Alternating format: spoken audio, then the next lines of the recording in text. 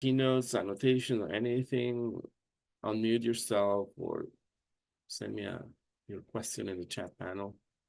I'm keeping it open in my second screen, and I'm happy to repeat the steps as needed for this exercise.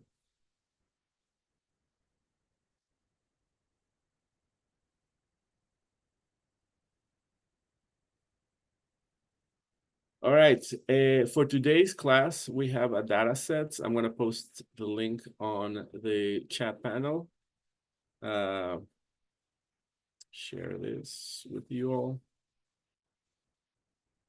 It's today's date.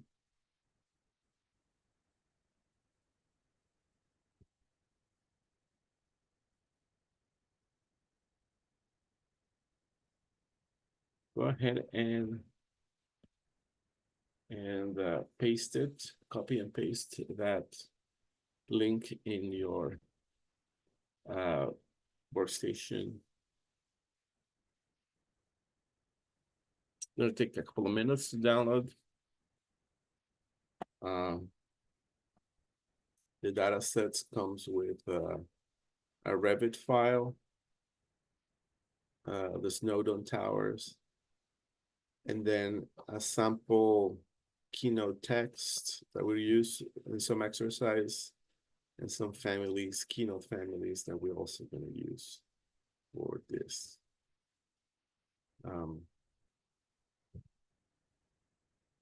So I'm going to give you an extra minute here to download the data set.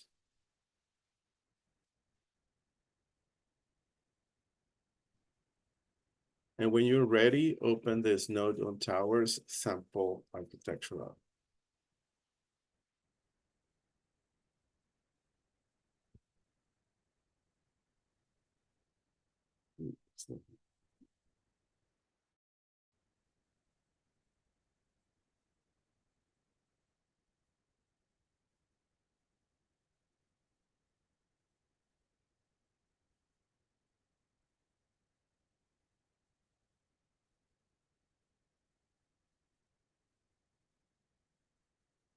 All right, when you download the data sets, it's gonna come zip. Please unzip the files and open the file that is called Snowdon Towers.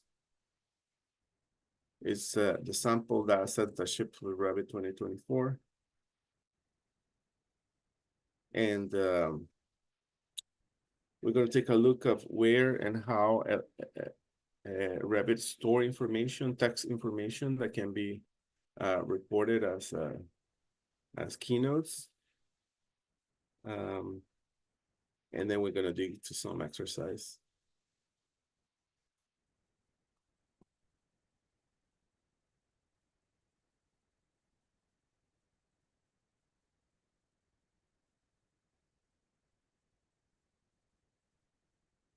All right, all good.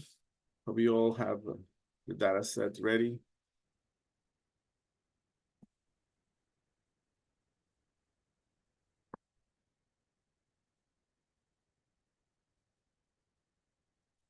The Snowdon Tower is actually a real project. It's historical downtown on Brownsville, Pennsylvania. This is on the other side of the bridge that connects to Phil. And I think it's a small town that has undergone a lot of rebuilding initiatives. And a couple of years ago, 3 years ago, we were approached by a nonprofit that's working on revitalizing downtown Brownsville. And we engaged with some customers and stakeholders and developed this historical preservation example of an existing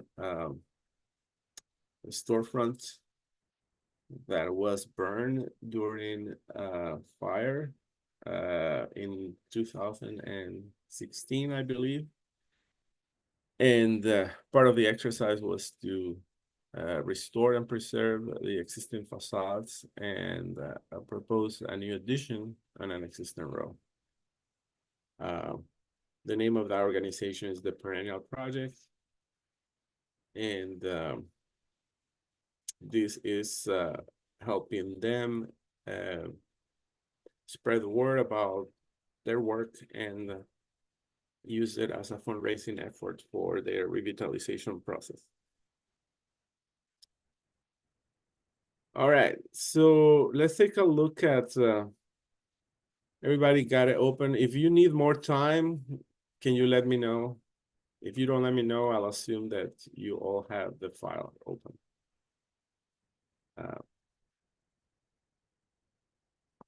All right, so open this node on towers. When you open it, we'll open the cover sheet.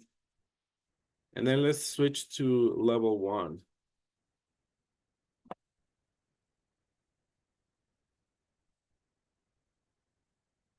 So Keynote and keynoting, it's one of the standard procedure in the production process of documentation that needs to be documented as part of your documentation standards. How are elements going to report marks? How are you going to create a annotated floor plan? And what system or what method of keynoting are you going to use? And Revit has, I think we talked about tags in the past. As you can see, this floor plan is full of custom tags. And these tags report information about the object. Tags are just conduits of label information extracted from the element it's attached to. In this example, for example, this wall, you can pick any wall. The information contained by the wall is mark value that is stored in the type properties. So if you select any wall, let's see.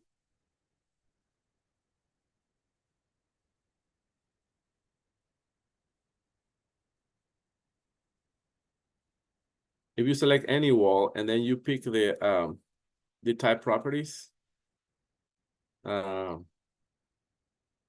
gonna see that when you scroll down, there is a type mark that is associated with this type. This is a non-rated partition 478. And then there's a type mark code associated with that assemble. These type marks, again, respond to company production standards. There's not a whole industry standard on how what's the right way of naming and assigning value to the type marks of partitions and elements in Revit. As a company, you decide how that needs to happen. But in general terms, there's always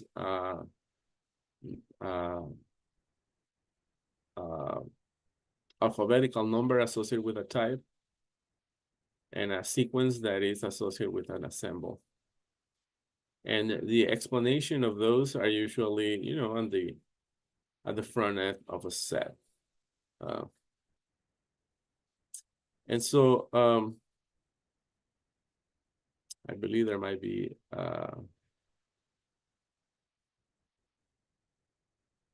legend here. No, there's not.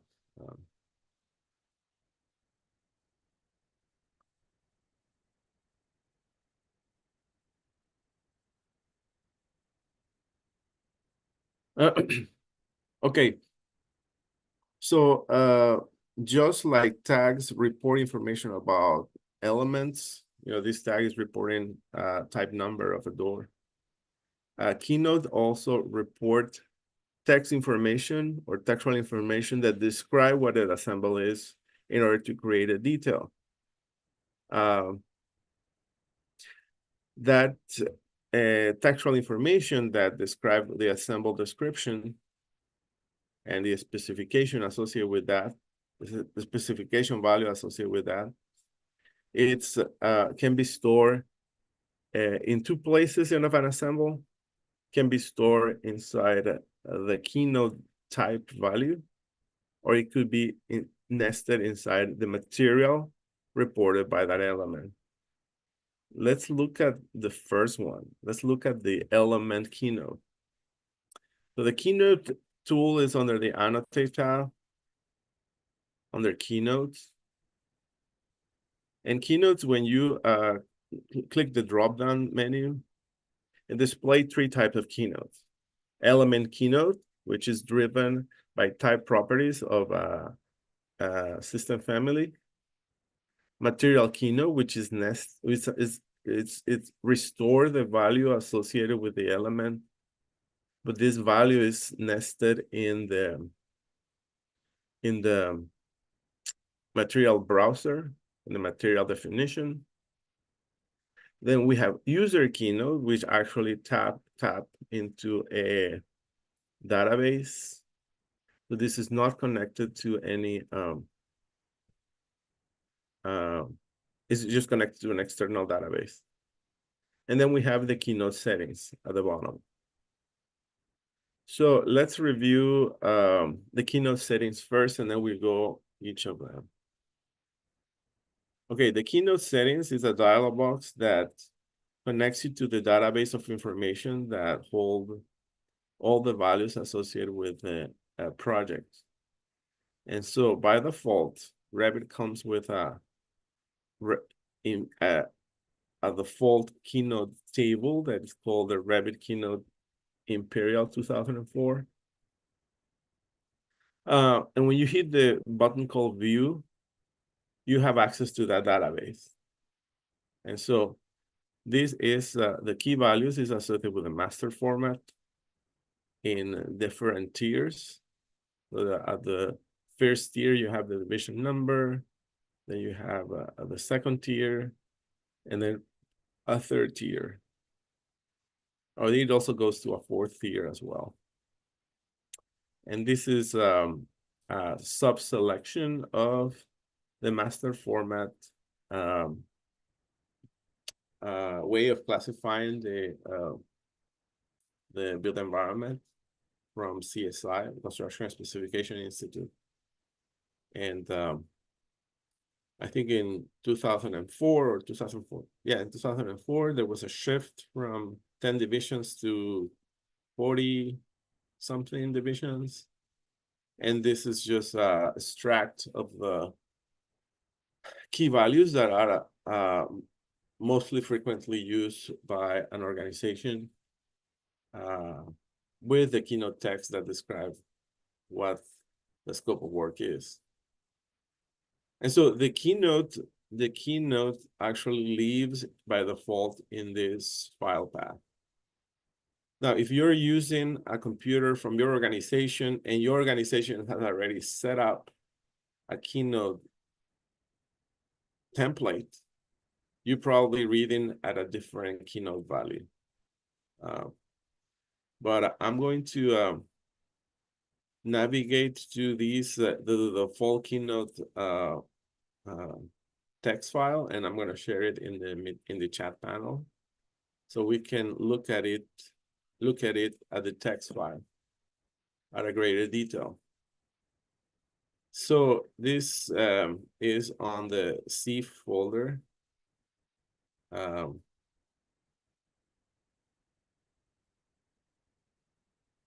And then it's on the program data. If program data is a folder that is not the program data, it's a system folder, and Windows 11 usually don't want you to peruse the content of a system folder because it's information that the different programs in Windows use to execute themselves.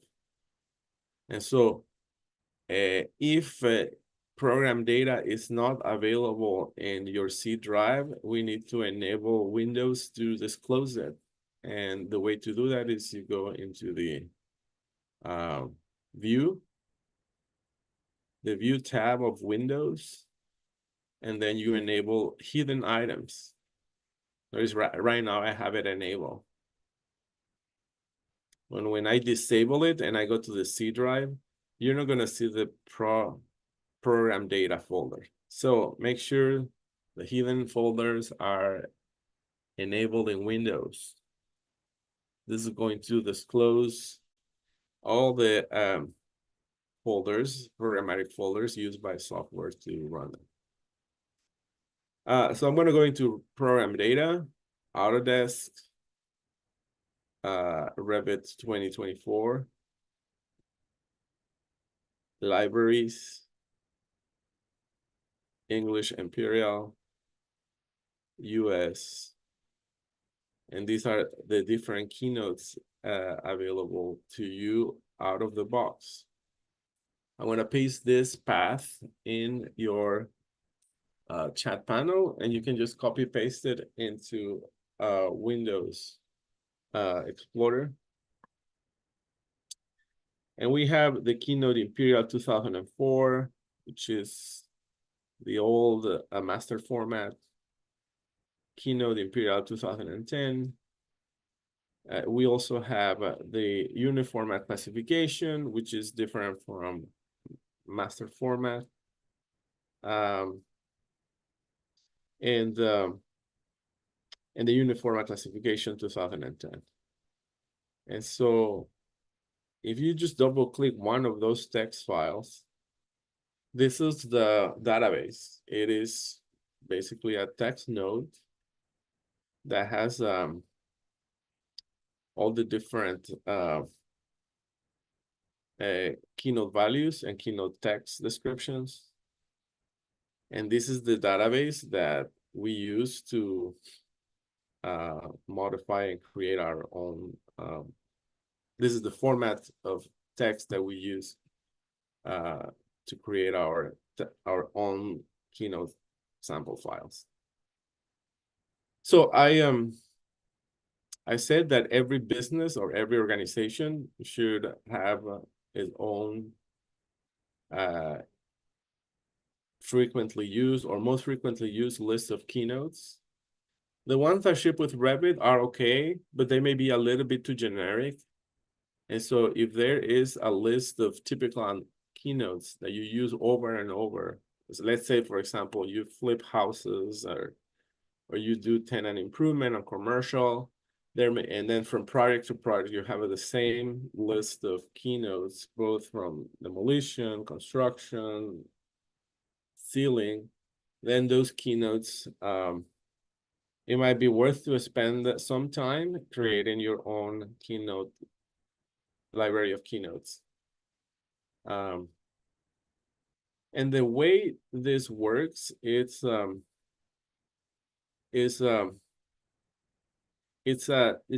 comma separated value, actually tab separated value file, where all the different hierarchies are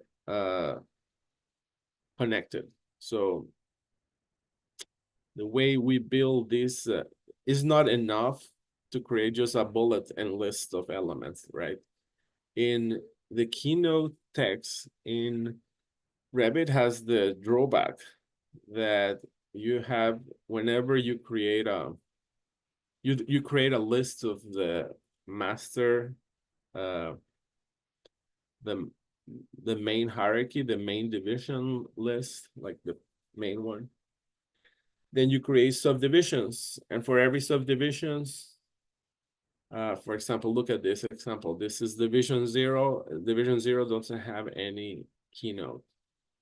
But division 1, which is separated by a tab, has like a dozen of values.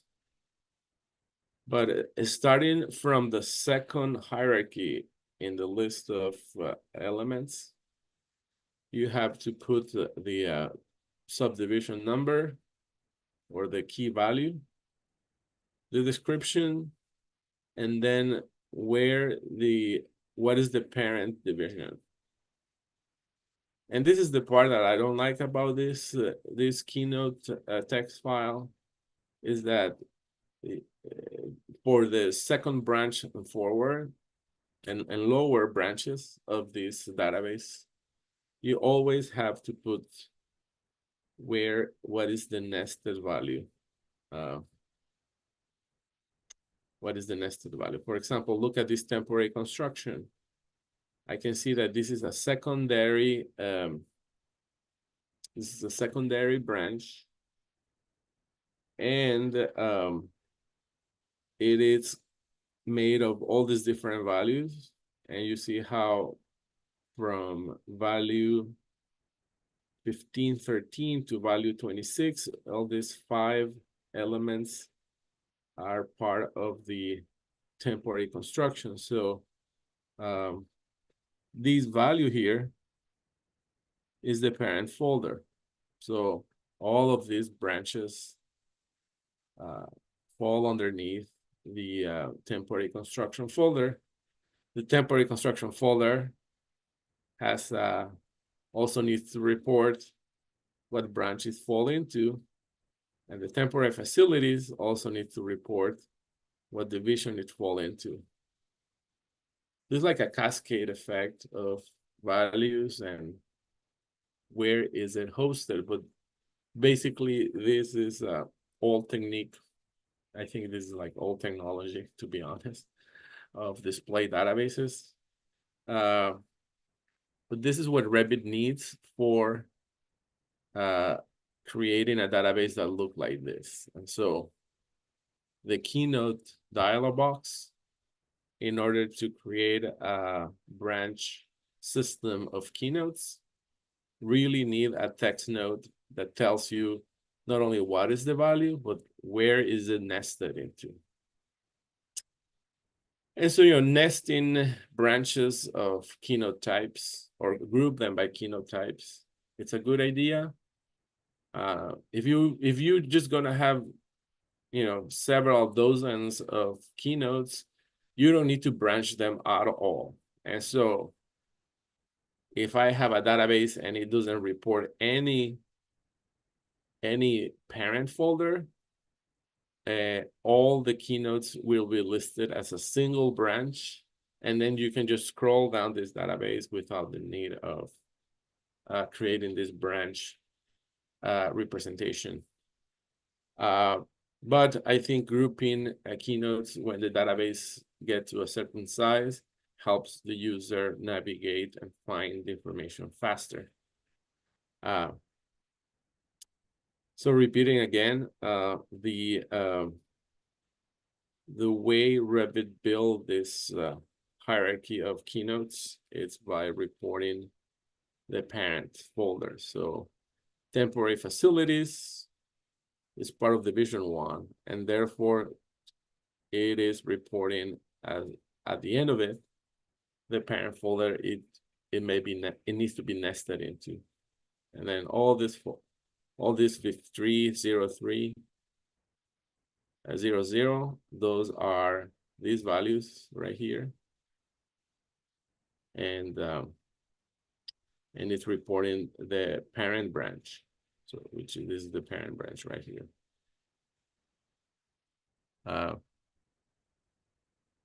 And notice how Revit start adding, after this is branch 1, this is branch 2, branch 3, and then this is branch 4. The very last branch, and you can make this as long as you want. You can make it 6, 7, 8 branches deep. But the very, very last one, Revit add an alphanumerical value. You see how it says A1, A2, A3, A4, A5, A6. And then that is the default alphanumerical value.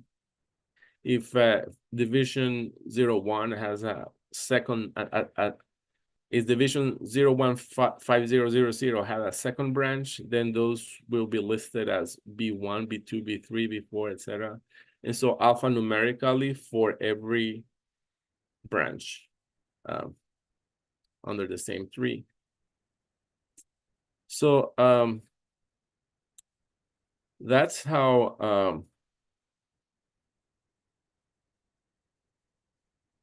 the things work. You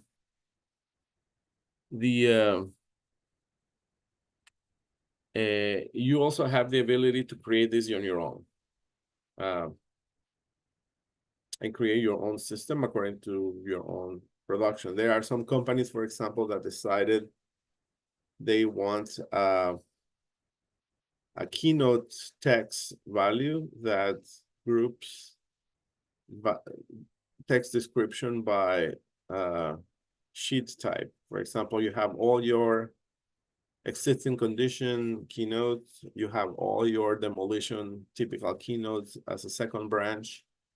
Then you have construction plan keynotes, ceiling plan keynotes, site keynotes, detail keynotes, etc. And then sometimes they make it project specific, meaning that you make variations of this text file project by project basis.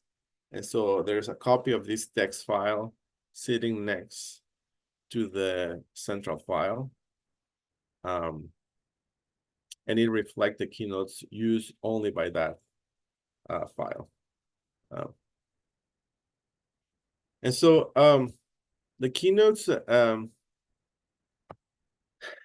we're gonna connect to a different keynote database to see how it works. But let's start placing some keynotes here. All right, this is the database, and I explain how it's structured and how do we rank, how does Revit understand their ranking in these different branches by adding a parent key value at the end of each of the project descriptions, each of the keynote text. Let's see another value here in this keynote settings. This is another very important one. When we create a keynote legend, we need to decide what the numbering system is going to be. I work in firms that use both methods. The first method is by keynote, and what it does is that whatever it lists, it lists the keynote value associated with the keynote text. So whatever this value is, that is the value that's going to be reported by the keynote family. So you place that keynote in the project, and that project can have a circle, an oval, or an hexagon. The value reported by the hexagon is going to be the key value in the database. And so the keynote value, it's fixed. It's always going to be the keynote value, no matter where you place it. You can place the keynote in floor plans, in elevation sections, but it's always going to be the same database all around. So what happens is that this keynote legend, it's a unique legend for all your sheets. And I've seen that example, I use when I work at Gensler. They like it this way. They have an entire database of keynotes at the bottom of every sheet. And whether the keynote is used or not in the floor plan, they are all there and they are all the same. And the legend is repeated from sheet to sheet. So that's one strategy you could use. Build a keynote legend that is universal across all the sheet types and repeat it sheet by sheet. And whether the keynote is there or not there, doesn't impact the list of keynotes. Now, some project architects don't like the idea of showcasing keynotes that are not applicable in sheets. And so the second method, it's another one. It's a keynote by sheets. And what that means is that Revit is going to display, instead of displaying the key values in the keynote text file, is going to display a sequential numbering system starting from 1. And it's going to be unique by every sheet. And what that means is that Revit is going to read is gonna find the location of those keynotes in a floor plan, and it's going to only create a subset of keynotes, and it's going to give it a numerical value, a numerical sequence. And that numerical sequence is going to be based on the time of creation of the keynote. So if I have 5 keynotes, the first keynote I create in the floor plan, that's going to be keynote number 1. The second I create, that's going to be keynote number 2. So the sequence is based on the creation of the node. So it's a little restrictive because you don't have a way to override that. You are really hooked. The numbering sequence is based. I'm gonna write that down because that's important. Number sequence based on keynote creation. And some architects don't like that because they want to have control of what the numbering needs to be. And you can't really override the value of the sequence. You're really dependent on the time the keynote was created in order to assign a specific number. And so, and the reason it says by sheet is because it's not going to display all the values. It's just going to display the keynotes that are visible in the floor plan or that are connected to the floor plan. And then it's just going to create for every sheet a different numerical sequence, and for every sheet a different keynote legend values. Any question about the settings by keynote and by sheet? We're going to see it right now in action. So let's start by creating some keynotes using the by keynote method, and we will use the out of the box Imperial library. So guys, let me know if you have if this is the file location that you're looking, is the Revit keynote Imperial 2004, and if you find it in that path. So in order to do this exercise, we all need to be reading the same keynote library. So make sure that we all have the same file location. So if you open the keynote settings, again, the keynote settings are under the Annotate tab, keynote settings. And the file location, we all need to be looking at the same file. So I want to make sure that we all have the same TXT file. If you do not have this access to this file, please let me know. I'll email it to you, or I'll give it to you. But again, if you want to connect it, you have to browse. And like I said earlier, you need to be able to see the program data folder. If the program data folder is not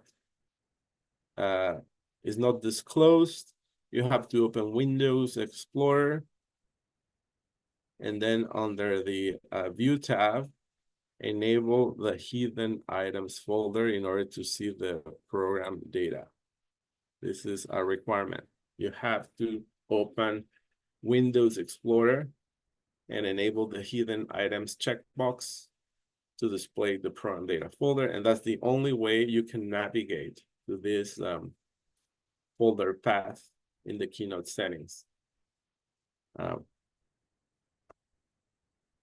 right, I am already connected to this file location. The file path, it's another thing. I mean, you can make it relative or absolute or at library location. Right now it says a library location, and what it's doing is looking for keynotes add the library folder that ships out of the box. If you make it an absolute, and an absolute may be an option if you want a centralized keynote that is always looking at the same folder path in your folder server. If you put a relative path, it's going to look at it's going to find the keynote as long as it's is at the level of the central file or nested within the central file.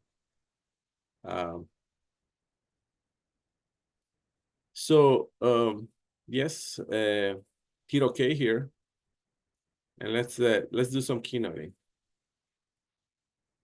I don't see any reaction on the chat panel, so I'm assuming you all have access to it. All right, let's start by looking at some furniture. And let's say this piece of furniture is going to have a keynote. I know this is furniture, dining table, etc. And again, I'm putting this on the floor plan level 1. So in the project browser, open level L1. And just to double check, I'm going to open the sheets here. And let me see if, yeah, this project does not have keynotes. And it doesn't have keynote legends either. That's a valid strategy as well. I was working in a project a while ago where the strategy is like, no, keynotes are not accepted. That's why you have the specs. And so it's good to tag and tag element. Tagging is okay. I mean, tagging is connected to a schedule that it's fine. It's part of the documentation in Revit. And then keynotes are not allowed. I don't know. There's some technical merit behind that logic, but the majority of the project I work with, they do have some degree of keynoting. All right, so let's do, I am on level, when I close this floor plan, I am on the floor plan level 1, L1. I'm looking at the coffee shop, room 101 in the upper left side. And let's do the first one. Let's do the, first, let's look at this table. So this table is part of the furniture category. I want to edit the type. And notice how the keynote value is empty. There's no keynote associated with that table. Oh, and so you can do two things here. You can change the type, the keynote type property in the type, edit type button. You can manually add it here. Or you can do it on the fly by enabling the element keynote. It's the same thing. You're just going to associate a keynote value to the element type property called keynote, and then report it in a label. You report it in a tag. So I'm going to do element keynote. I'm going to select the table. Then the second click is the arm of the arrow. And then the third one is the click. And then immediately I am presented with the keynote database. And this is some kind of furniture. And there's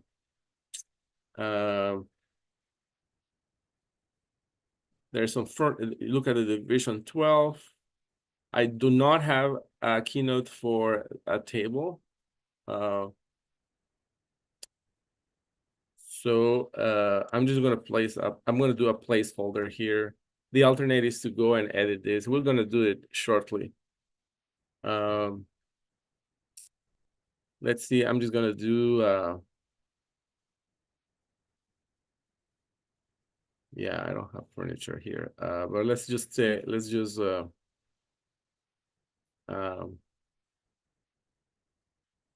do a random one. Let's do the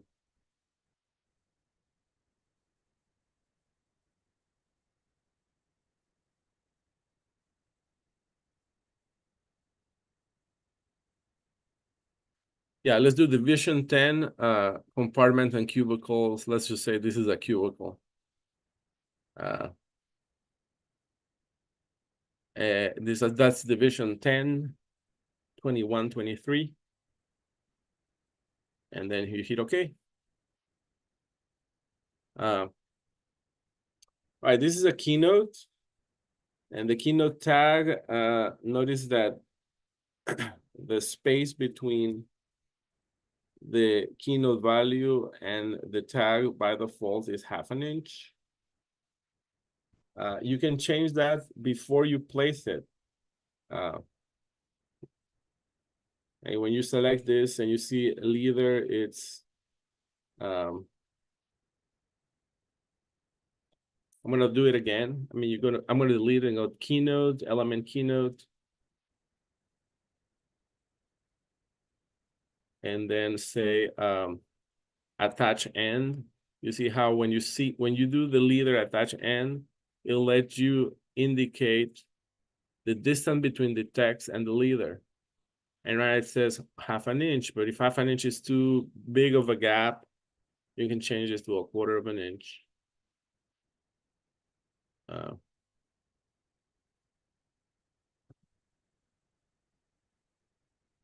Sorry, let me repeat it again. Element keynote.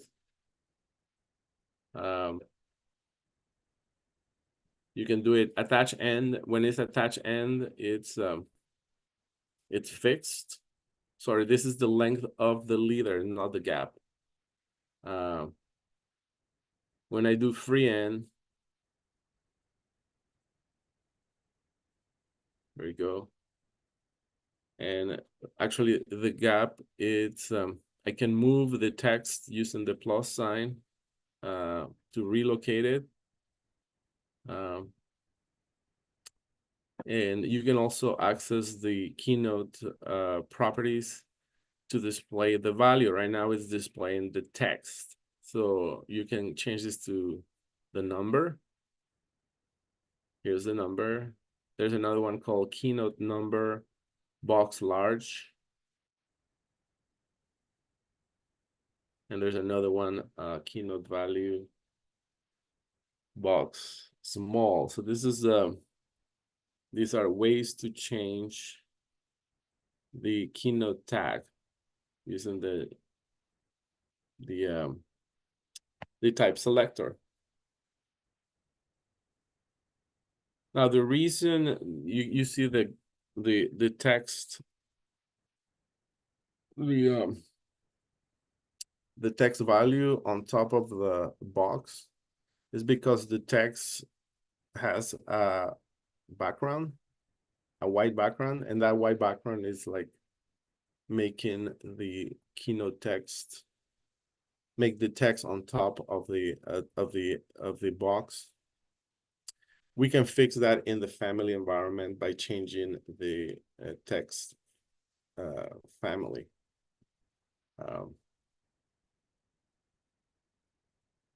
So let me show you quickly how to do that. I'm gonna again, if you fall behind, I'm gonna do it again. You are in a keynote, element keynote. In the type selector, you select keynote box small. It has a leader line. It has a free end. And then I place it. And now that I have that keynote, I'm going to select the keynote. I'm going to edit the family and show you how to override the text family so that it's not opaque in the lines. So you edit the family. This open the keynote family editor. And then this is the text that I need to edit. So this text, when I see the label, it's reporting the key value. And the key value, when I have to edit the type properties, and you see how the background says opaque, I can make this transparent. This is a type property of the text embedded in the box. And now it looks okay. Now I'm gonna load into the project.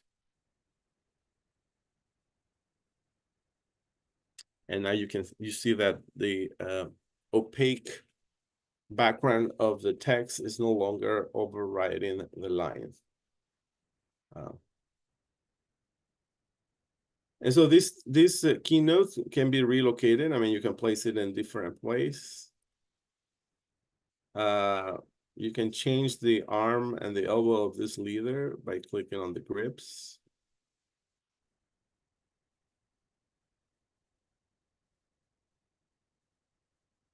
You can choose how you want to display it. And notice when I move the leader around, the leader always snap like the midpoints of the outermost boundaries. And the outermost boundary of the tag is the box. So every time you drag the elbow around, it's gonna snap like it's gonna snap to one of those points, the center, the top, the right, or the left. Like you don't have a way to control other location of that leader. The leader is always going to choose one of those 4 locations for every tag.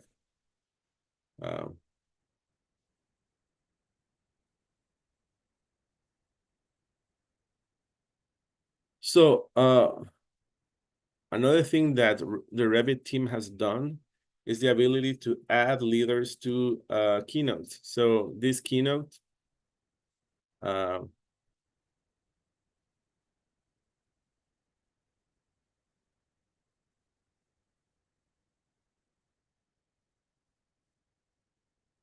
you have when you select the keynote,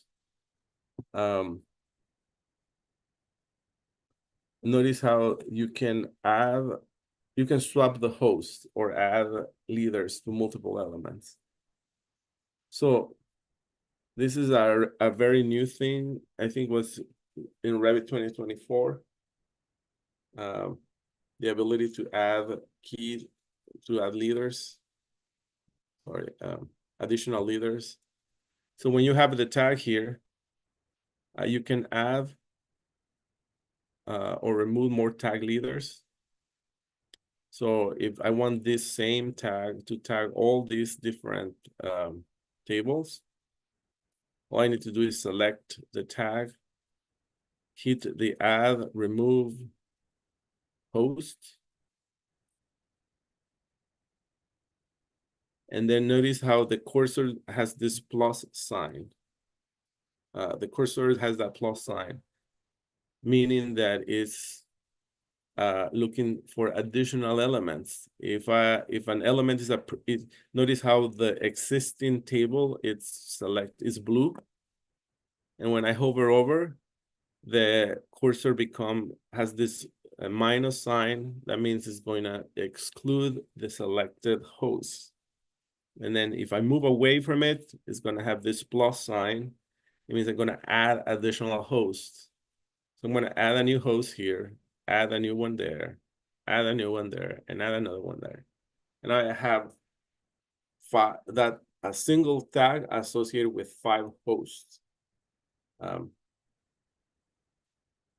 then escape to finish. So I added an extra one, so I'm going to remove that.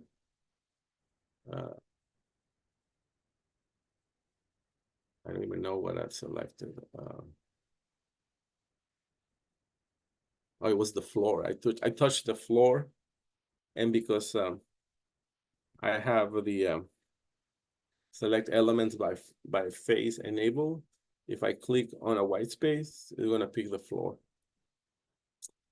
So I have that leader, and you can, if you want to make it look better, you can always grab the grips and maybe look a little cleaner. Or you can shift all this thing away outside.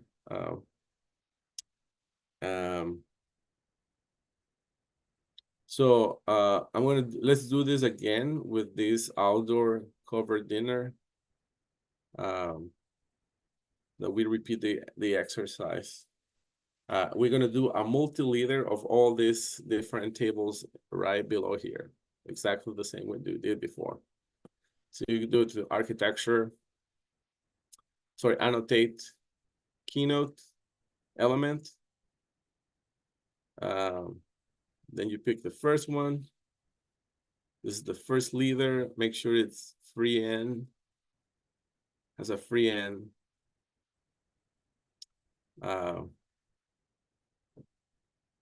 And then let's place it like right here at the middle of everything. So that highlights the table. And I'm going to add more elements. So I haven't canceled the command. I'm still active. And you have the plus sign to add more elements to the selection. And at every selection click, the element turns blue. And then at the end, you just hit escape to cancel. And then you can accommodate the grips to make it look a little more cleaner. And I have one element associated with multiple entities. Any questions? All right. Now, the value is extracted from the database of keynotes. And so in order to, if I want to, I can customize the database in order to change the value. Or I can add additional ones as needed. The bottom line here is that whenever we add a keynote element, element keynote, we are editing the keynote value of the type properties of an element. So whenever you enable element keynote or an element keynote, you are adding element keynote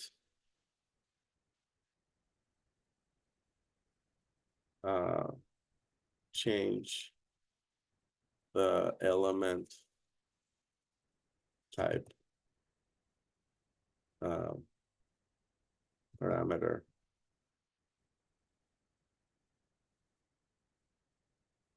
And so you can do it, it's basically injecting a new value into that type parameter.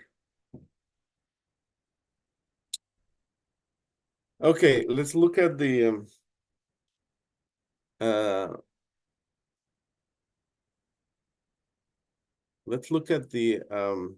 material keynote. So to do that, I'm just gonna browse to the material, to the manage tab, the material browser. You're familiar with the material browser already. And so every material in Revit, every material in the project library has some descriptive information under the identity data. And then when you look at the Revit annotation information portion, there's a keynote value that is usually empty. But when I click those three little buttons here, I mean, if you select, let's say, the concrete precast, and then you can associate a material with a keynote value definition by clicking it on the material, clicking on the identity, and then click on the keynote. And so if this is concrete, I'm just gonna go to division 3, precast structural concrete. And then there's all these different subcategories as well. I'm just gonna leave it at the top level, precast structural concrete, hit OK. And now there is a keynote value embedded as part of the material definition. And so when we place a material keynote, all we're basically doing is reporting this keynote information inside the material value. Now, the material keynote requires a material keynote family. And I'm not sure I have it here, but we'll find out. So I went to the material browser and assigned keynotes to different materials. To one material, the concrete precast. And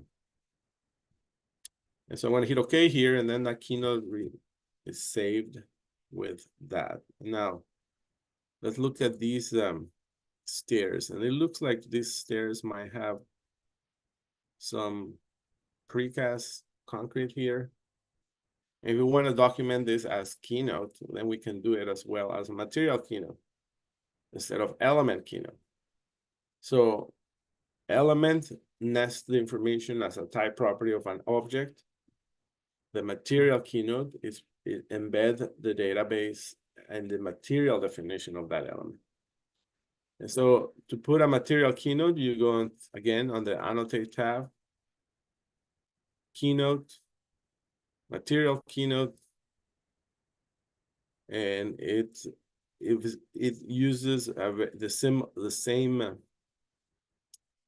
information as the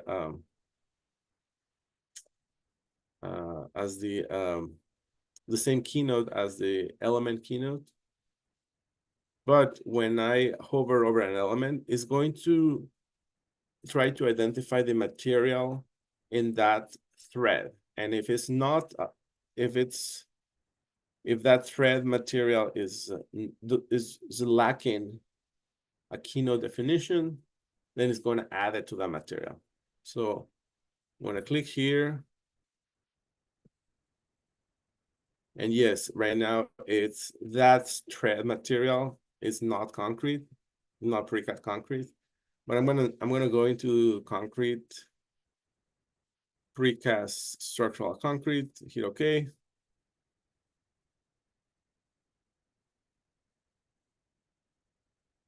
And so this value 034100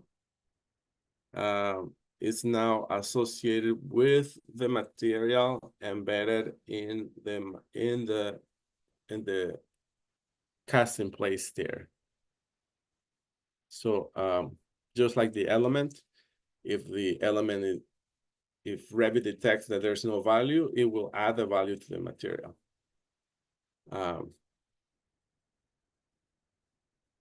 So let's look at it. I'm going to look at the properties of these stair. And then I'm going to look at the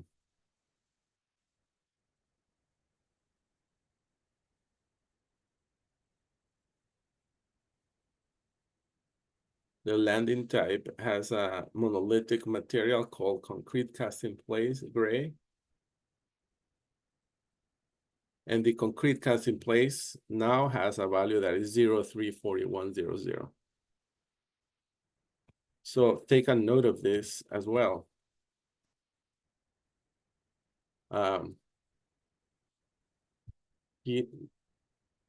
Material keynotes,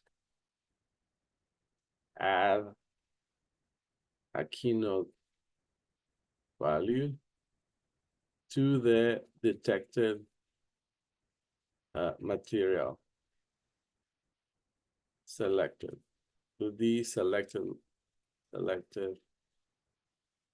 element. So instead of going into the type properties, it's actually accessing the material definition that the element or the sub-element is part of, and then it adds that keynote definition into the material.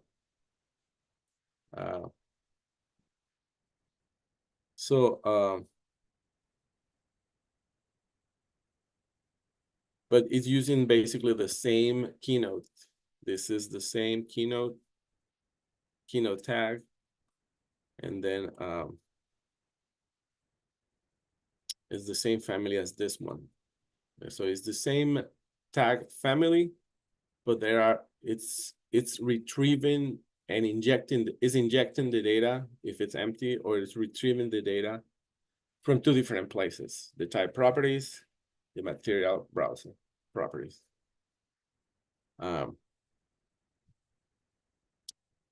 Okay, let's add another keynote. Let's do this toilet here. I mean, this toilet, it makes sense to make it as an element keynote, right? So we're gonna do, let's try the element keynote again. Keynote, select the toilet. And notice it give me a question mark because there's no value in the type property of this element.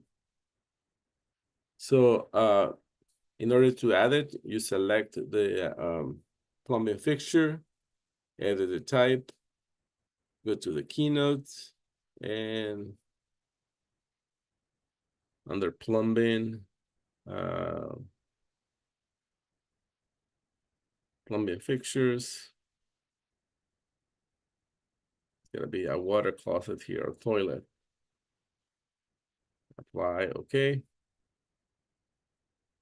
Oh, look at it, didn't pick it up. I wonder why this is, I'm gonna say select host. That's odd.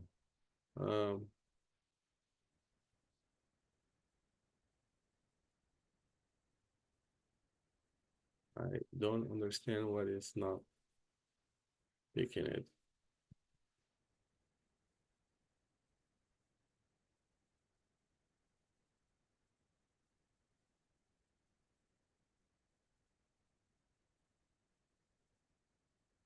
It may be something about the family, but I'm gonna find out at the break what's wrong with this.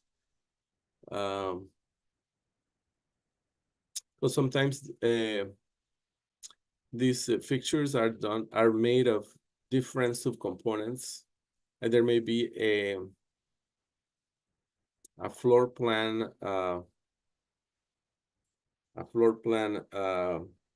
nested family inside that, and I'm actually picking the wrong thing here. Let's try this here. Select a new host.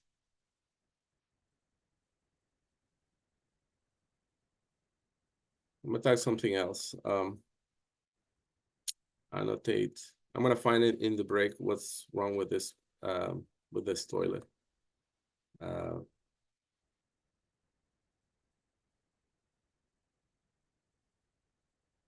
You see, there's a concrete a wall here that is probably gonna be taken care by a wall type. So I'm not suggesting that we do things differently. If we have wall tags, when we use wall tags for this, but if we do again, annotate keynote, and I'm gonna select this wall here, the structural wall.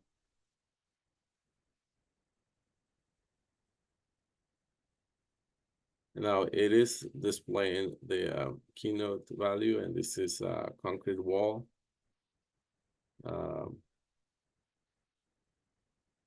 Structural concrete. I'm gonna leave it as structural concrete and click OK. And now that wall type, when I edit the type properties, escape, I'm gonna select this wall and edit the type properties. And in the nested parameters, keynote is not there.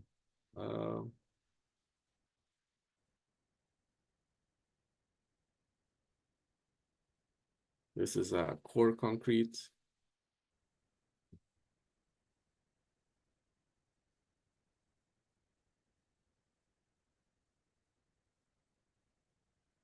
It's a concrete class in place, and the keynote is not there. Why? The thing with this is that there may be multiple walls here on top of each other. Um,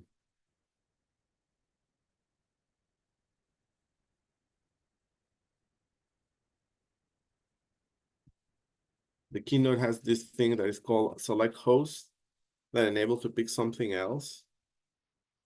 Like if I want to reassociate that with the wall below, uh, it also has something called select host that allow you to highlight what the host is.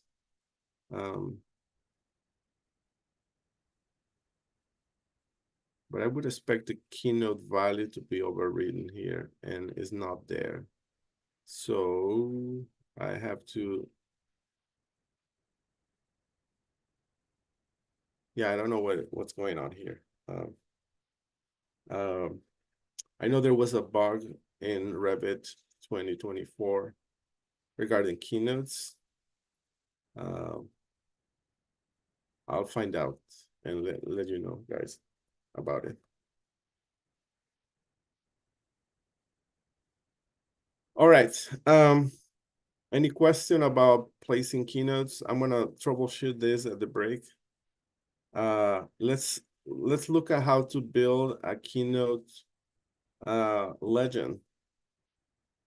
And so right now, I think I placed a total of 3 or 4 keynotes in this floor plan. I put them in the tables, the wall right here, the stairs. And so if I need to create a legend that is that is placed right next to the floor plan, I need to create a keynote legend. So you go to the annotate tab.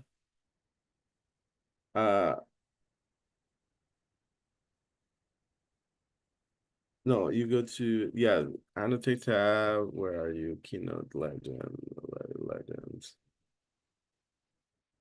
Oh, sorry, it's under view tab, under legends.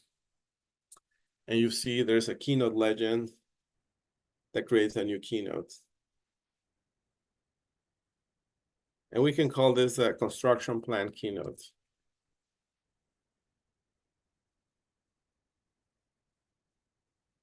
Again, you go to the view tab, legend drop-down list, and then you hit the construction plan keynote, legends and keynote legend. The name is construction plan keynote. And by default, keynote is a subcategory, is a category in Revit, and it only has 2 values, the key value and the text note value. So this is another thing to remember. Keynotes only have 2 parameters, and you cannot add custom parameters to these categories.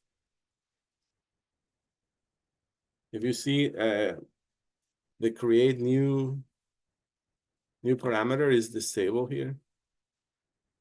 Like all of this is grayed out. You cannot add custom parameters, product parameters, share parameters to the category of keynote tags. Keynote tags only has 2 parameters, and that is the key value and the keynote tags, and that's it. You cannot do anything else.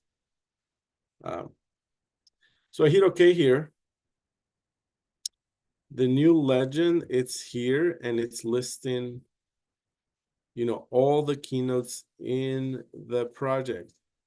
So in addition to the ones I added, which were the cubicles, the precast constrict, the system discovered 2 additional keynotes that are placed somewhere in this project. I don't know where they are. They are probably in a detail because it says Backer Road with sealant. And so this becomes the master list of keynotes in the project.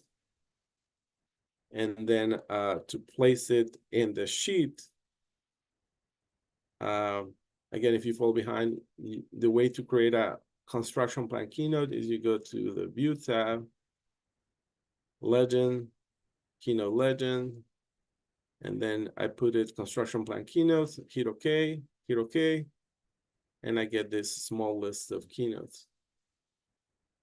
To place them in the documentation, you have to open the sheet. So go to the second floor plan. I think that's where I had it. Or was it the first? No, sorry, I had it on the first floor plan. So I opened the sheet A101, first floor plan. And then I'm going to drag and drop the legend, the construction plan keynote. I'm going to put it here on the right side, upper right side. And that is your schedule of keynotes. The schedule of keynotes, I mean, if you don't like, you can format it to look a little better. Like sometimes some customers like to remove the main title from here and put this as a key and description. So we do that at the schedule level. So to modify that, I'll go into the legend, construction plan keynote, and then I'm just gonna override this value here. So this is the key, and this is the description. And this is just formatting a schedule to get rid of that extra space. After the headers, you can go to the formatting, the appearance, and under the appearance, disable the blank row before data. You can also disable the title and only show the headers. Then hit OK. And now your schedule look more like this. And then if you add more keynotes, then this keynote legend will increase, will continue populating. I'm going to activate this view here. And let's say I'm going to add another one. Let's say, what is this? These are shelf units, and this is tables. And these are things. This shelf units, let's say we're going to add a new keynote. So you go annotate tab, element keynote. I pick the food service equipment shelf unit.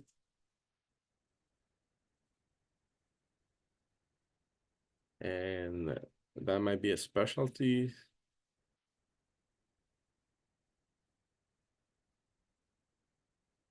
These databases is not exhaustive enough, but so I'm just gonna do a placeholder. I'm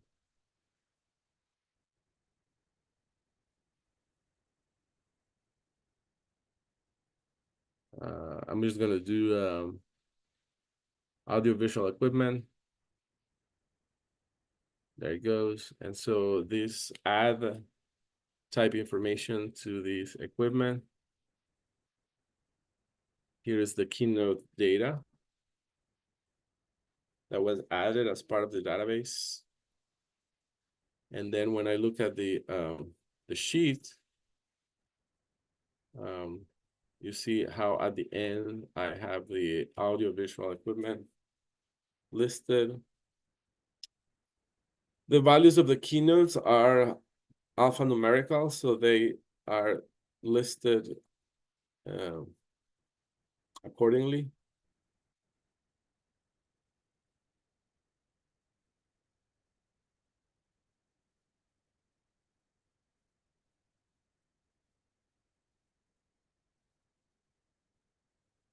I just deactivate the view, and then this is your master list.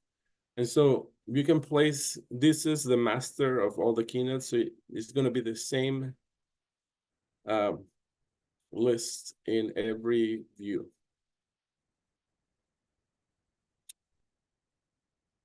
All right. Some people or some companies don't like to have I would like to display also a schedule of like the key symbol. Sometimes it's a circle, or sometimes it's an hexagon or an oval. And so a question I'm asked a lot is, how can I add an oval here? The answer is you can't, unfortunately. I mean, you can add a symbol here in the key description and say, okay, everything here, you can actually draw a generic annotation or a detail line that you place on top of this. And you say, okay, this is the symbology, and everything, all the values here are part of it. After the break, I'm going to show you an alternate method of doing this using generic annotations and basically creating a schedule of nodes or a schedule of a generic annotation and filter them by family type. But that's what you can do. All right, so what happens when I do this by sheet? And so these are the values as reported by the keynote text. But if instead of displaying the key value, I want to display it by sheet and only report and have a different sequence number that is numerical instead of master format, then I should change the settings in the keynote settings. So under the annotate tab, you go to keynote settings, and instead of using a numbering method by keynote, I do it by sheet, and then I hit OK. And notice how all the keys, Revit only reports the keynotes that are visible in the project.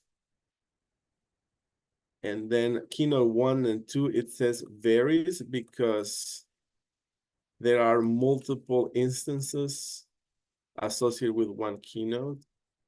And so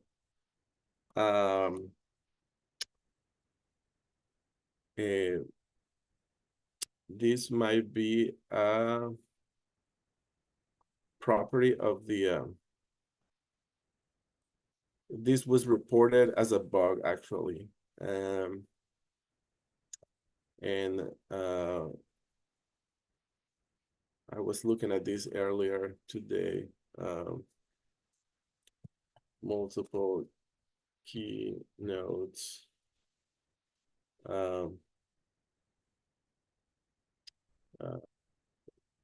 Varies. Auto Revit.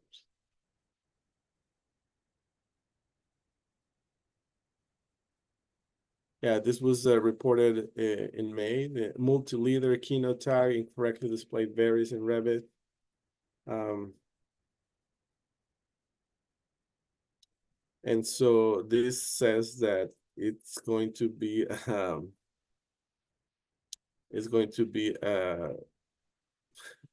fixed in a future release. So it is not good. But this shouldn't say varies. I mean, the way to remove that is actually remove the multi leader property, and then just do one.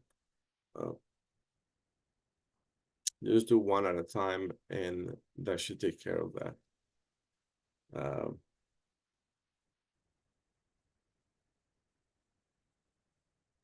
All right, it's almost 7. When we come back, I'm going to show you the alternate method of doing keynotes.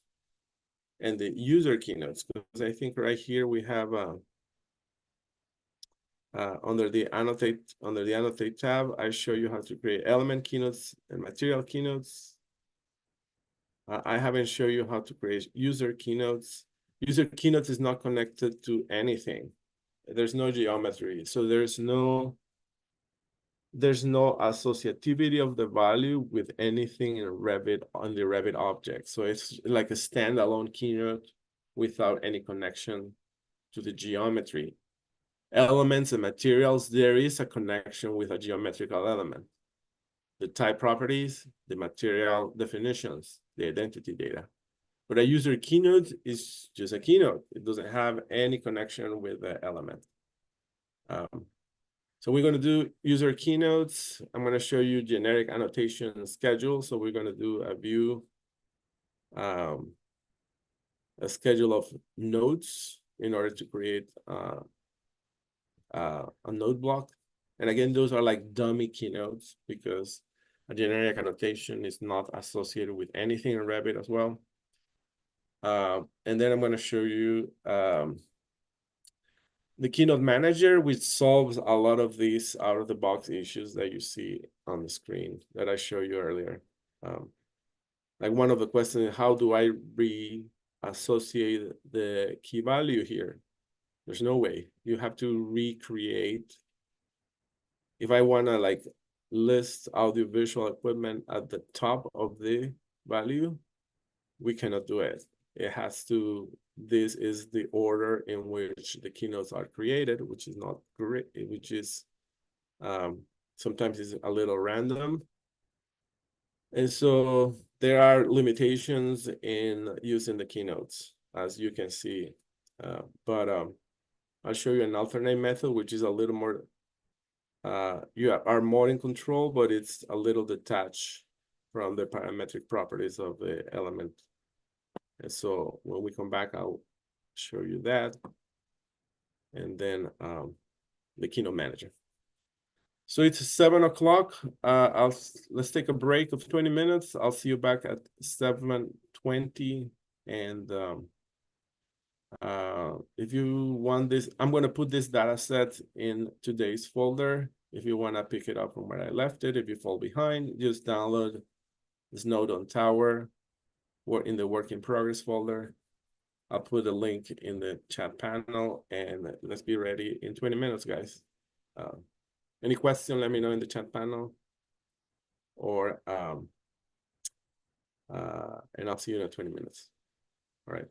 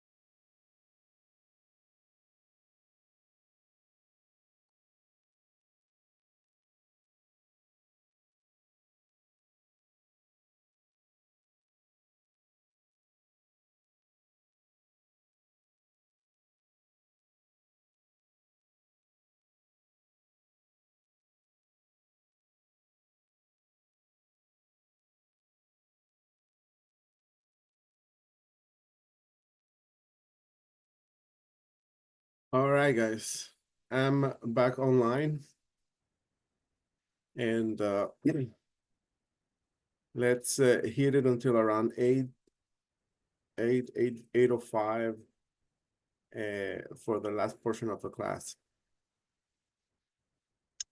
If you fall behind, I put a copy of my data set on the chat panel. Feel free to download it and stay on the same line as I am.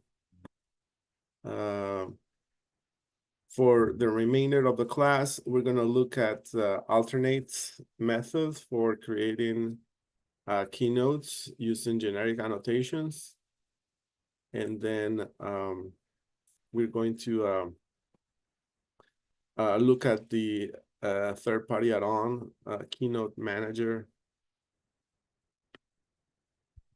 Keynote Manager by Revolution Design. This is by far the best solution I've seen in the market to expedite keynotes in the context of word sets and word sharing. One of the limitations of the Keynote file is that only one person can edit at a time. And if we have 2 or 3 people who wants to edit the same text file, you cannot do. Only the person who has the text file open can actually edit the Keynote file. And so I've seen some logistics sometimes, organizations have, if we are saying that a project can only have one Keynote file, then only one person can edit at a time. But when we are in a crunch time and we're trying to document a project by multiple people at the same time, coordinating who's accessing and editing the text file can be very cumbersome.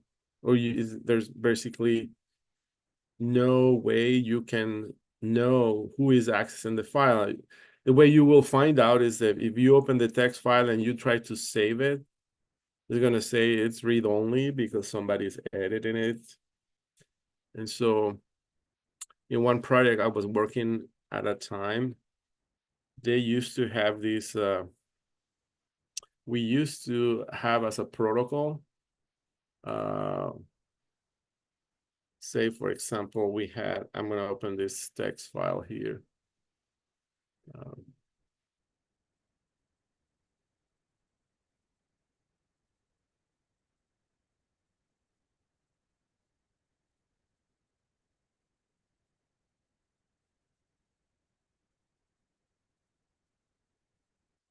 All right, say, for example, this is the location of my folder Keynote text. And so one of the protocols was to add a notepad empty text that says text note in use. And so whenever somebody wanted to, another user wanted to edit it, they will see this notification, which is there's an empty text that says for text in use. And then no one will copy it. So what I'm saying is I'm going to copy paste this.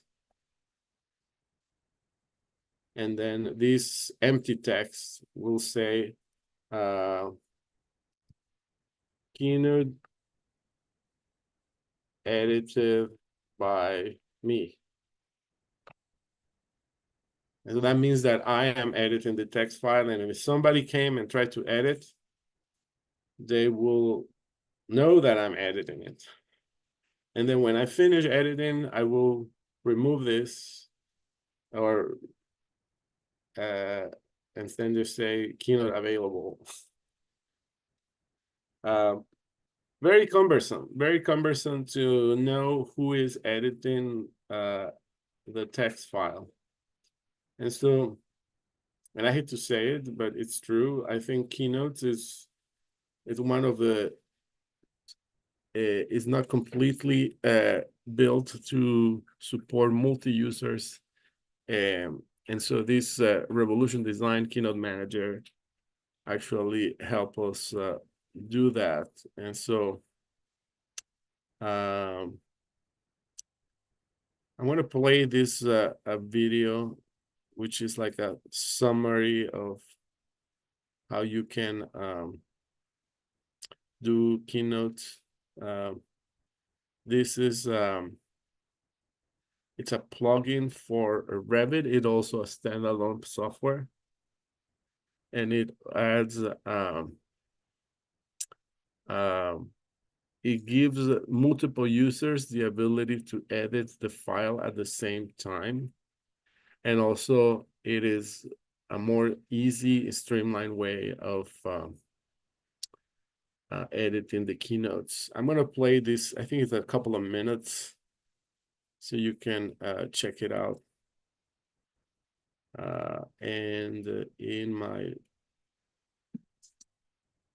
let me see, I want to make sure that my Zoom is able to share the audio. Or maybe, I don't know if I have.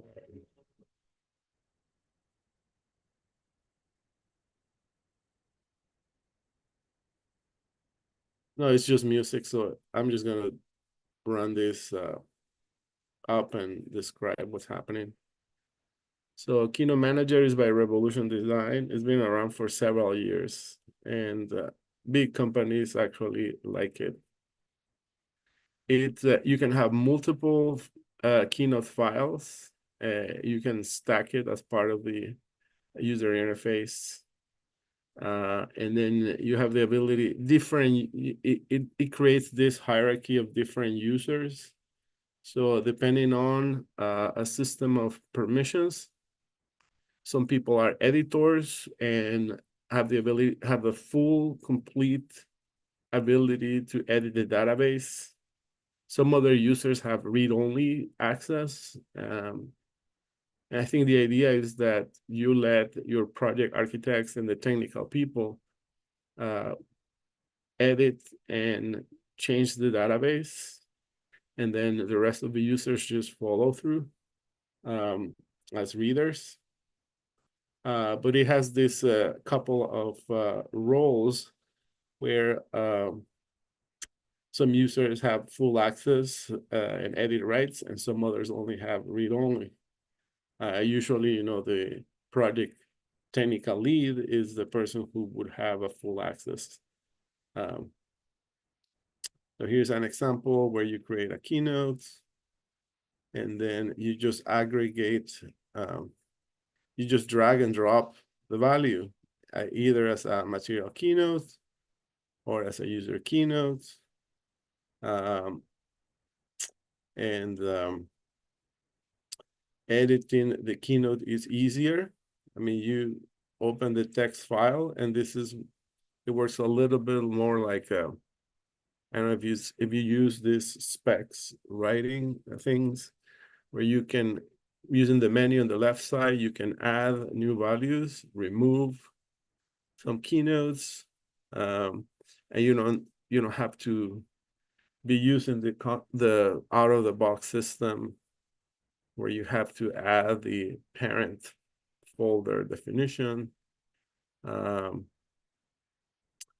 You can also create a report of how many keynotes are in use in the total project. You can reload keynotes from a different file and map it. I think the subscription is not very expensive. I don't know if the price is here, but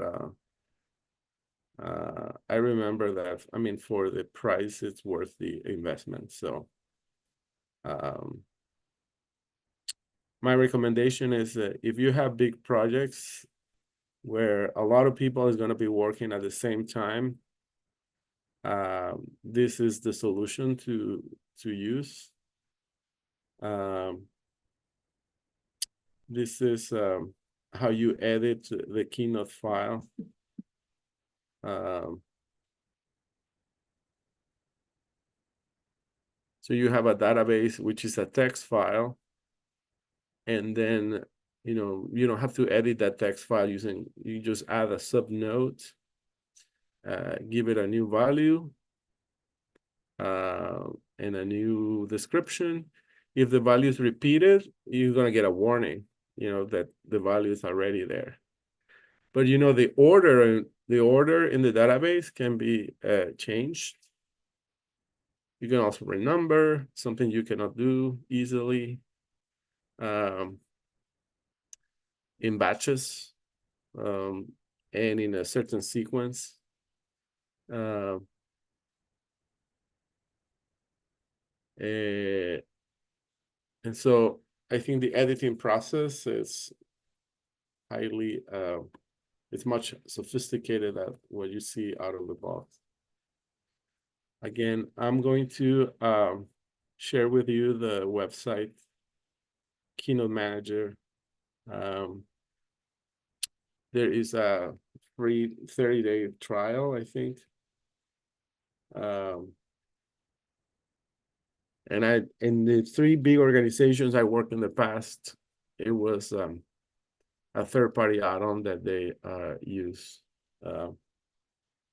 So I'm not affiliated with Revolution Design, but I just know what it works, and I think this is a good add-in. They also have a cloud. So as part of the subscription, you get access to a cloud option. And what that means is that the database, instead of living in a server in your office machine, is actually stored to a cloud path.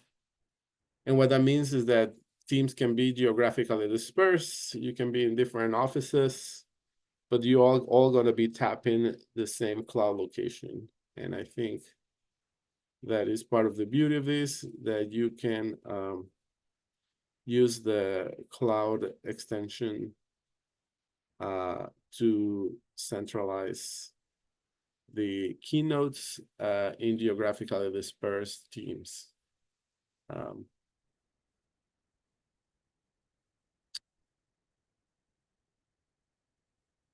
Yeah. And let's see, there are some license comparison here. The portable licenses probably give you greater flexibility because, editing a keynote, it is an activity that you don't do, that you do occasionally through the day. So if you do a portable license, let's say you have 3 licenses, and anyone in the office can use up to 3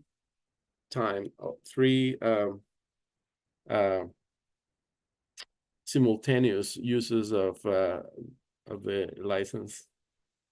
And this is what I was saying, that as long as you have internet connection, then you can check out or return a license from anywhere.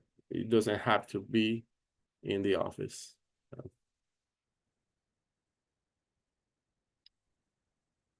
Okay, that is Keynote Manager, highly recommended. Let me also explain an alternate process for keynotes, and this is using generic annotations. All right, for these alternate method, I'm gonna open this node on sample tower, and I'm gonna go to the second floor, L2.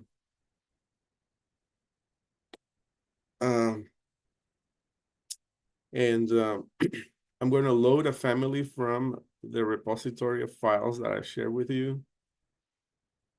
In the databases that you downloaded, there is a file called Keynote Generic Annotation. So just drag it and drop it into the project. So what this is a symbol. It's a symbol with, it's part of the generic annotation category. It's not part of the keynote category. And so the symbols, symbols are two-dimensional view-specific objects that you can use to generate note schedules. I'm going to drag it and drop it here. And you see this is just a generic annotation. This is a symbol, the same way you go into the File tab and you see a symbol here. So to the two-dimensional annotation drawing symbol. And that's the way you place it. You go to, again, go to the data files that you downloaded at the start of a class, drag and drop the Keynote generic annotation, and this is the symbol. And so the symbol has a value and it has a note. So this could be value number 1.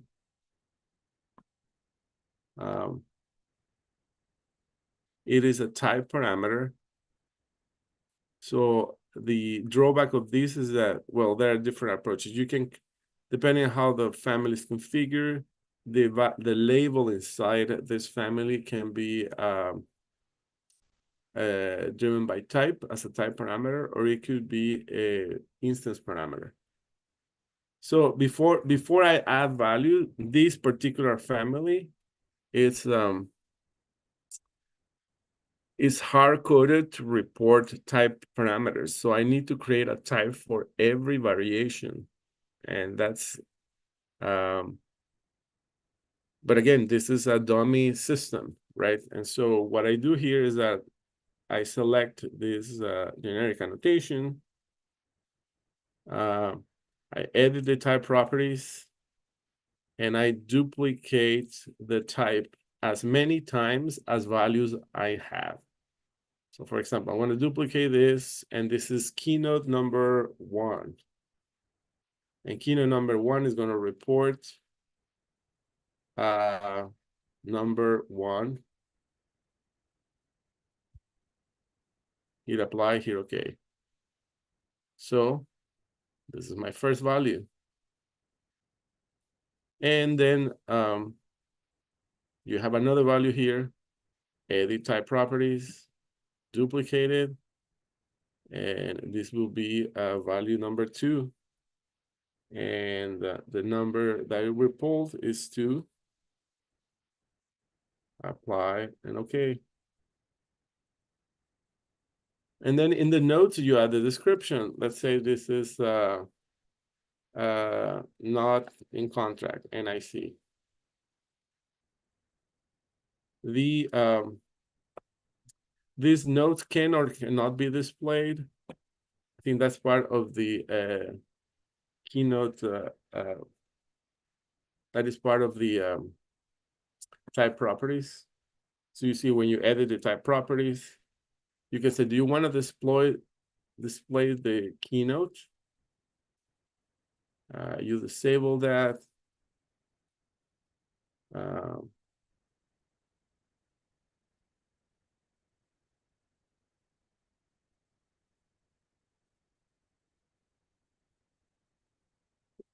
Well, this family is not configured.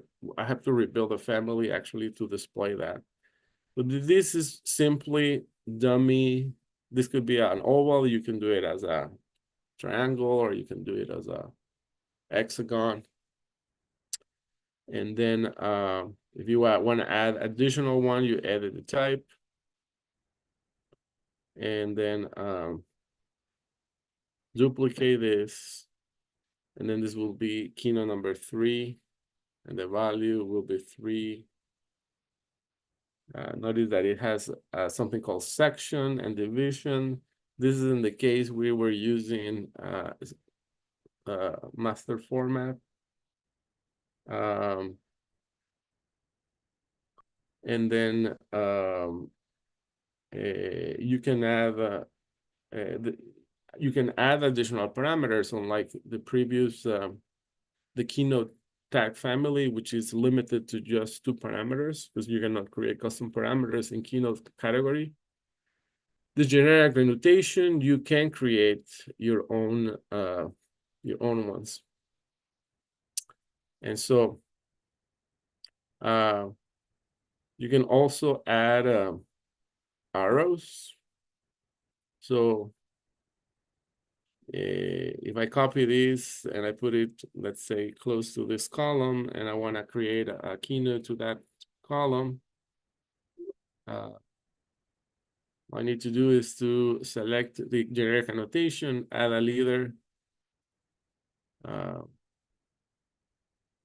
We'll do that for you.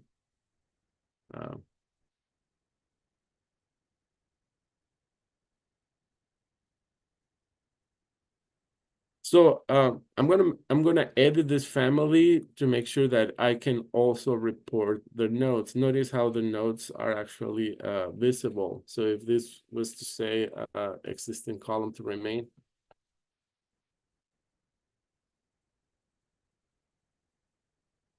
notice how the value is visible, and the keynote leader, it's screwed because it's looking for the geometrical center of everything. And so, in other words, imagine this generic annotation has this is the envelope of it, anything that is visible. And so what Revit likes to do is to snap to the to the midpoints of the outermost envelope, or rectangular envelope, and that's where that leader goes. So see, when I select this grip and I move it around, it just snaps to the outermost envelope boundary. And so it goes to the midpoint here, the midpoint here, the midpoint here, and the midpoint there. And so that's a problem, right? Like, it doesn't look clean. So I need to go and edit this family. So I'm gonna edit this family here. See the notes here. I'm gonna make this invisible, so it's not part of the keynote itself. And then I'm gonna remove it and make it small. This description is just for in order to create a node block. And yes, I put it on top of the other one, but it's not gonna do anything to the project, and then the other thing I'm gonna do is I'm gonna load this into the project. And now you see how the keynote is actually cleaner, and I still have the nodes reported in the instance properties. All right, so if you fall behind, what I did is I loaded the keynote from the generic annotation repository. I distributed this file. And then my instruction is that for every keynote variation, you have to create a different type. So you copy the keynote, you select it, edit the type properties, and then you duplicate it. And let's say I'm going to do keynote number 4, and this is keynote number 4. Hit apply, hit OK. And now I have a new type. And so I'm creating all these different keynote family types for every keynote variation. And then the other thing I did is, because the keynote leader wasn't like snapping appropriately and the nodes were not reported correctly, all I did is edit the family. And then the notes field that was on the right, I move it to the center. And then I also disabled its visibility. So I don't want that visible. This is a label that it's an instance property, I believe. So this nodes parameter, you can create additional parameters if you want.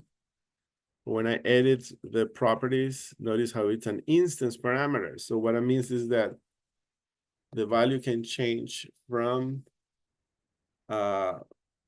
keynote to keynote. If I make it type, then every keynote of that is number 1 is going to have a unique value. Again, you pick and choose the strategy that works for your documentation. Do you want every keynote to have one value, one description? Do you want the families to have different descriptions depending on where it's placed? Maybe it's on a sheet, and then different sheets, they can have different values. That is up to you. In this particular example, it's an instance parameter. So that means it's every value could be different.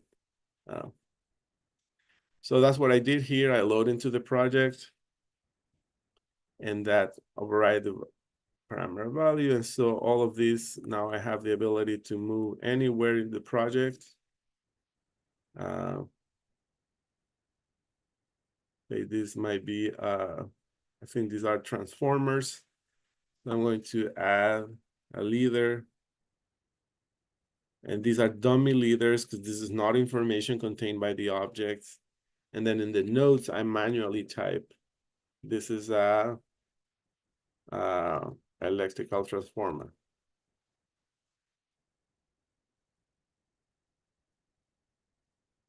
And you continue adding this keynote anywhere in the project. I'm going to add a couple of more. Let's say keynote number 1, I'm going to move it. I'm going to move it right here. And keynote number 1 is going to have a keynote that says accessible closet. And add a keynote here. When you add the keynote, it's not connected to anything, so you have to manually place it. Let's add another one. This is, so I don't have number 2. Oh yeah, I have number 2 here. This is number 2 here. And let's put this right here. So let's say this is a spiral stairs. So I select it, and then in the notes, I just say metal spiral stair. And then you select it, you add a keynote leader. You have to manually place it, etc. And you can continue populating your floor plan using these generic annotations. And like I said earlier, the nodes and the values of the keynotes are not hard-coded to anything in Revit. This is completely dummy generic annotations. And so once you have all your generic annotation in place, then you can create a schedule of generic annotations, which is also called a node block. So let's do that. Any question here? I have 4 generic annotations calling out different things in the floor plan. And now to create a schedule of generic annotations, I go to the View tab, and I do a schedule of nodes. Like you said, it's a schedule of annotations. Now there's going to be a lot of different, these are all the families of generic annotations in the project. And the one I want to choose is the keynote generic annotation. You can only do one schedule per annotation type. And so notice how the north arrow following the same category. your center lines, the graphic scale are following the same category. This is a keynote generic annotation. It's a node block, but I'm gonna call this key schedule because we are actually faking a key schedule, but it's part of a generic annotation node block. And then these are all the categories, all the parameters built for the generic annotation category in the project. And so I want to display the number and the nodes. So I think the number is the first one, and then the nodes is the second one. And again, unlike the keynotes, you can create additional generic annotation parameters are needed. We're going to talk about parameters in the next class. So I have the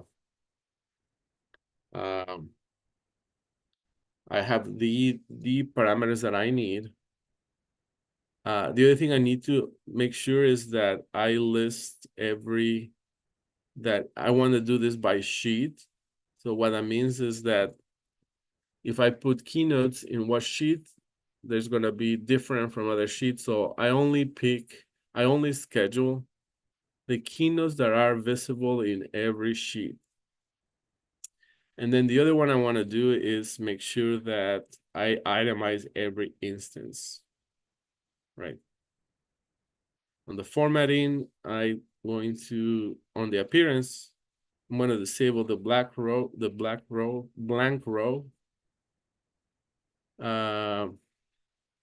You may choose or not choose to display grid lines. Let's see how it looks without grid lines. And don't show stripe rows or sheets. And don't show the title either. So in the sorting and grouping, again, to review what I'm doing, this is a node block. The fields I added is number and nodes. The filter is by sheet, so every sheet is going to have a different. I'm making this report only the keynote visible in every sheet, so every sheet is going to have a different schedule. I itemize every instance. You can sort it alphabetically using the numbers. So if it goes from 1 to what's the highest value. And then on the formatting, maybe instead of numbers, I replace the heading as a key value. And the nodes, I'm gonna rename it as description, which is typical terms for those. Then in the appearance, I disable the grid lines. I disable the outline. I disable the title, disable the blank row before data, and I hit OK. So this is the list of all the keynotes in the project. These are the ones I placed. And this is ready to be placed on a sheet. So now I'm going to sheet 102, which is the second floor plan. And then pick the node block. And the node block is available under schedules. So it's under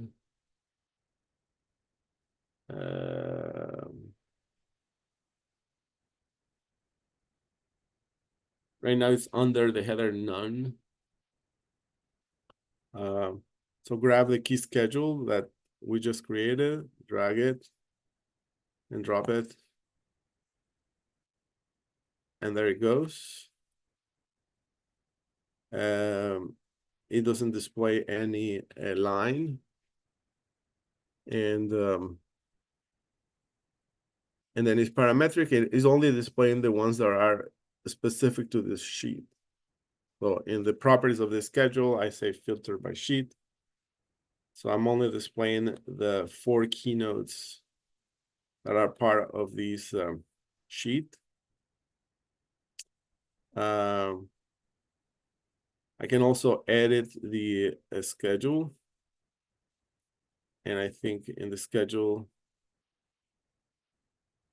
I have the ability to add an image. Like if I wanted to show the oval here, I can add it here as an image. And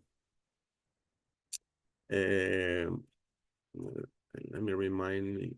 I don't know if I can recall how to do this. Um,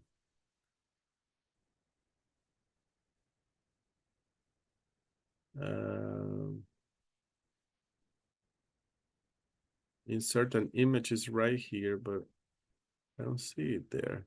Maybe it needs to be clear. Insert image. Not sure why this is grayed out. Or maybe it's because it's only available in the headers. Yeah, it's only available in the title and headers. This is a header.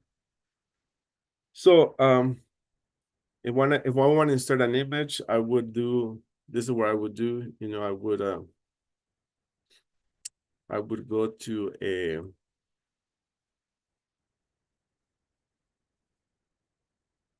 one of these floor plans.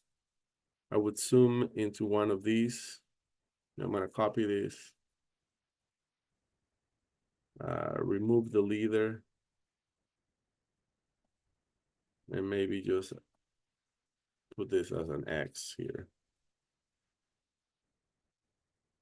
Duplicate, yeah, edit type. Duplicate, I'm gonna call this X, and the value is X. Now I'm gonna do a screenshot here. Print screen. I have this tool, it's called a Snagit, and a Snagit is allow me to do some capture, image captures. And you can also do the snippet. So I copy that image and then I save it as, I'm going to put it in the same folder as I created here in the D drive.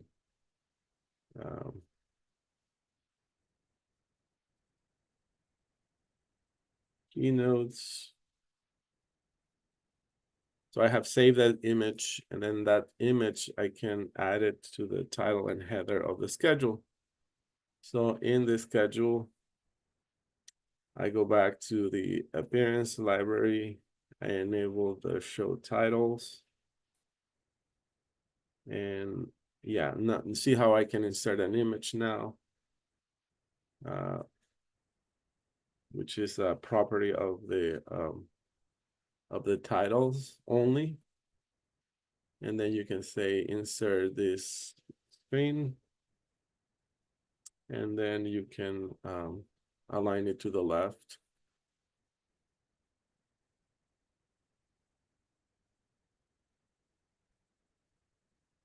Or not.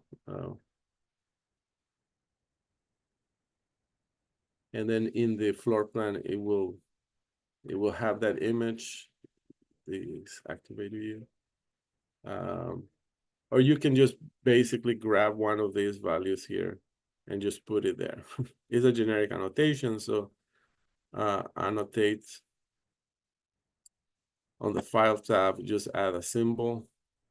But if I add it in the sheet, it may get picked up as a, I cannot add symbols on sheets. I can only add it in a floor plan.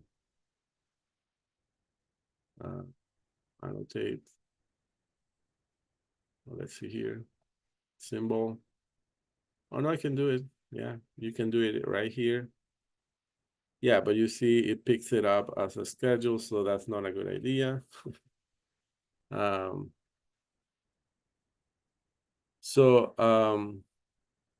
Yeah, I added as an image, and then as an image, you can put it anywhere and maybe put it on top of a column here, and it will it will look like like the schedule that we want. Or you can remove altogether the key value of the description, the activity view.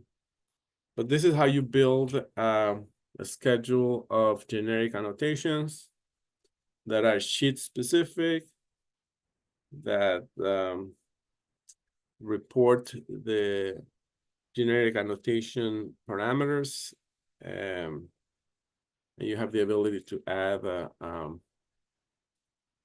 legend keynotes. The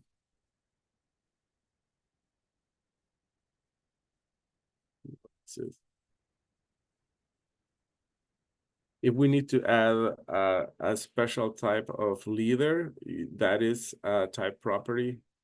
So in the type properties of the generic annotation, you can have different arrow types. So if this needs to display arrow fill 20 degrees, it is part of the family properties. And now you see it does display the arrowhead as it needs to be.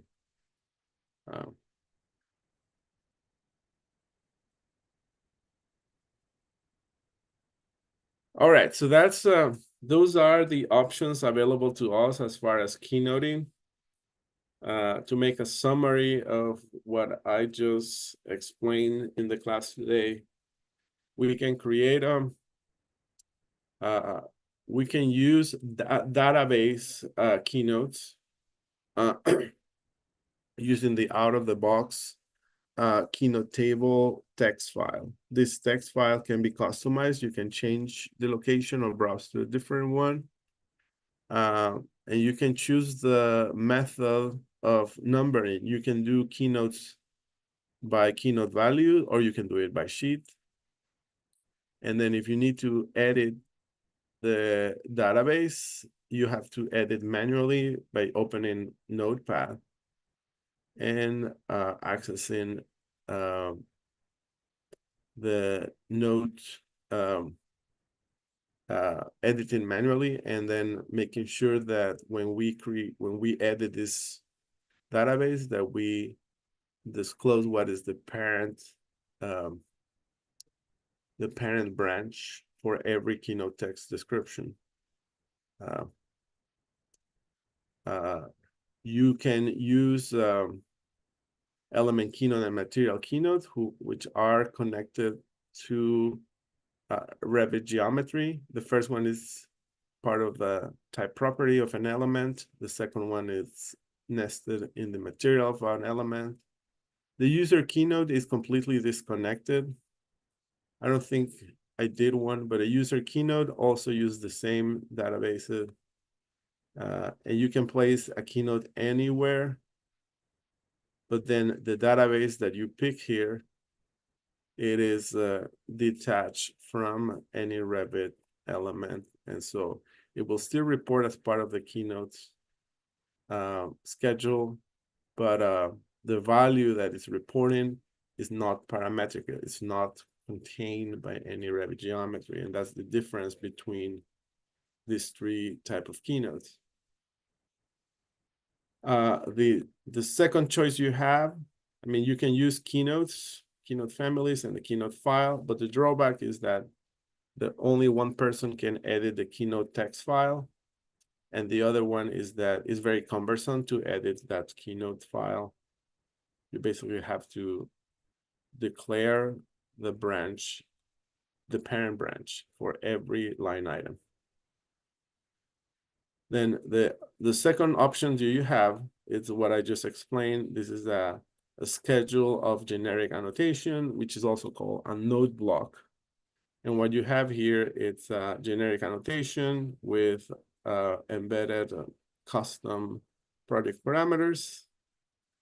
And then you create a schedule of node blocks that are specific to this family, and make sure that you filter it by sheet so it only reports the generic annotation that are visible in a sheet.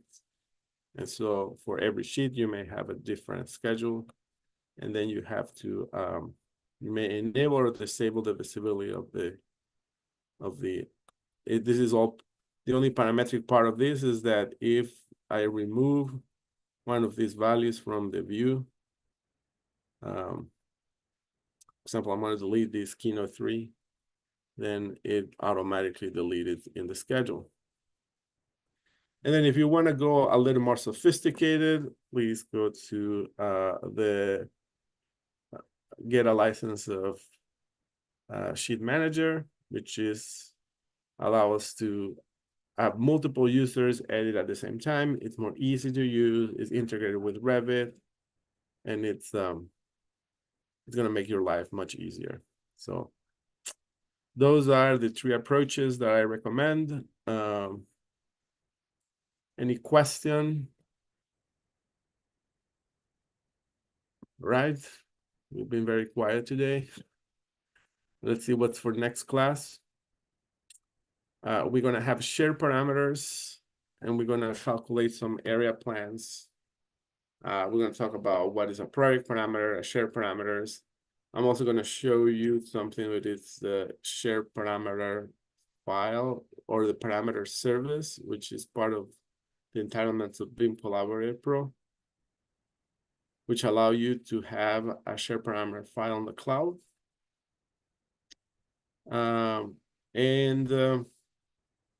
We're going to do some area plans and maybe do some area calculation plans. So stay tuned for next class. And then for the following week, we'll have phasing and design options, and then work set and work sharing and BIM Collaborate Pro. For this class, I'm going to provide you with a temporary BIM Collaborate Pro license. If you already have one, next class, I'm going to ask around who has an entitlement. Maybe your organization already entitled you with a BIM Collaborate Pro. But in order to do an exercise, I'm going to ask you to let me know who has a license of BIM Collaborate Pro. And then I invite you just for this class so that we can work together. All right, that is all I have for you guys today. I hope this is making sense. I'm going to share the recording of the class after we finished. And if you have any question, please email me or send me a message. I'm your resource for the length of this course. So,